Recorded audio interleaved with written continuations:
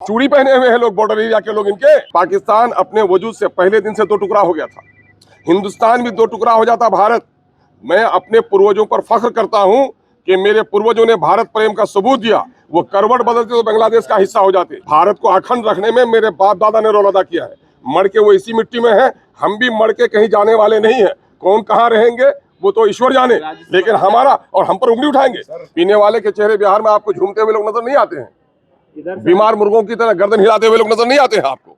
आप अरे कौन नहीं पीता है? पीने की एक बड़ी जमात है यहाँ पर। मैखाना नहीं है, घर घर को मैखाना बना दिया गया है। पहले शराब की सप्लाई होती थी मैखाने में, अब शराब की डिलीवरी होती है, होम डिलीवरी हो रही है, इसलिए शराब चल रही है। उससे भी ज्यादा दिक्कत की बात, शर्म की बात और हमारे भविष्य को बर्बाद करने वाली जो बात है वो ये है कि इस वक्त ड्राई ड्रग से हमारे नए बच्चे 18 साल 16 साल के बच्चे बर्बाद हो रहे हैं और सरकार कोई भी चिंता नहीं रखती है इन चीजों को। सर एक सवाल है कि शराबबंदी कानून सफल नहीं है तो क्या इस कानून को अब खोल देना चाहिए या समीक्षा होनी चाहिए, क्या होना चाहिए? देखिए मामला है, कहीं पे निगाहें कहीं पे निशाना है।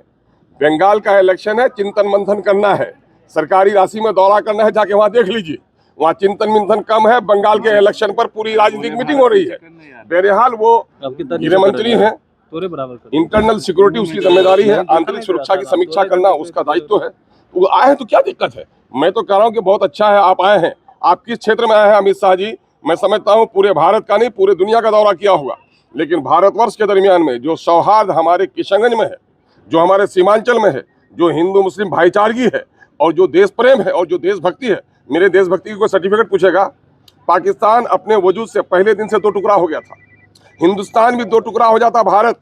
मैं अपने पूर्वजों पर फख्र करता हूं कि मेरे पूर्वजों ने भारत प्रेम का सबूत दिया। वो करवट बदलते तो बांग्लादेश का हिस्सा हो जाते और सेवन सिस्टर उधर जो आपका आसाम मणिपुर है, मेघालय, वो अलग हो जाता। भारत को अखंड रखने में मेरे बाप दादा ने रोल अदा किया है। मर के वो इसी मिट्टी में है, हम भी मर के कहीं जाने वाले नहीं है। कौन कहाँ रहेंगे वो तो ईश्वर जाने, लेकिन हमारा और हम पर उंगली उठाएंगे। ये शायर अभी इन लोगों ने किया है। ये शायर में क्या आदमी निकला? तो चूड़ी पहने हुए हैं लोग, बॉर्डर एरिया के लोग इनके कि बांग्लादेशी। ये सारा उन्मादी बयान भाजपाइयों का मामला है कि गाय टीका टोपी की बात करो, उन्माद में रखो।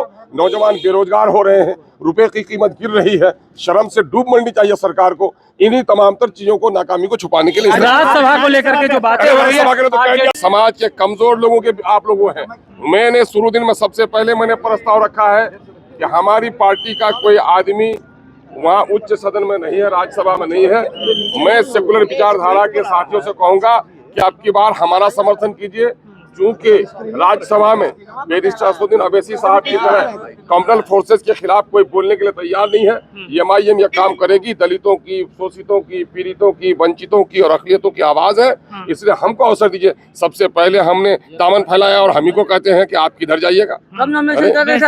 नॉमिनेशन अब टाइम है, 5 तारीख से पहले करेंगे। आपके इफ्तार में जदयू के नेता पहुंचते हो, आरजेडी के डिनर डिप्लोमेसी चल रही है। अच्छा, कुछ उसमें नॉन मुस्लिम भी थे, उसको क्या कहेंगे? धर्म परिवर्तन करा रहे हैं हम, आरजेडी के। अरे भाई सब लोग, भाई रोजा, होली, दिवाली, ये तो हम लोग का मिला जुला मामला है भाई। क्या अच्छा होली की मिठाई मुझको नहीं खिलाइएगा आप?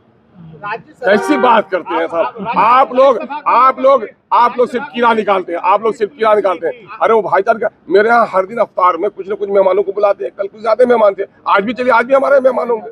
अलग अलग पार्टी के अलग अलग आपने संपर्क किन नेताओं से किया है? अब ये इलेक्शन का मामला मैं आपको बता दूं, आप भड़का दीजिए।